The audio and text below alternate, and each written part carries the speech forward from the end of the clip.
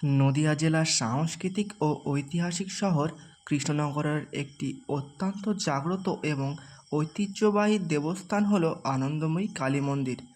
এই মন্দিরটিকে কেন্দ্র করে স্থানীয় মানুষের গভীর আবেগ ও ভক্তি জড়িয়ে রয়েছে। আনন্দময়ী মায়ের মূর্তিটি অত্যন্ত জীবন্ত এবং দর্শনীয়।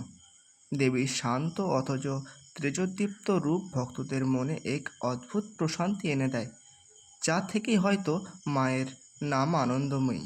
এখানে সম্পূর্ণ শাস্ত্রীয় ও তান্ত্রিক মতে দেবীর নিত্যপূজা অনুষ্ঠিত হয়। প্রতিদিন বহু ভক্ত মায়ের চরণে অঞ্জলি দিতে এবং আশীর্বাদ নিতে এখানে আসেন।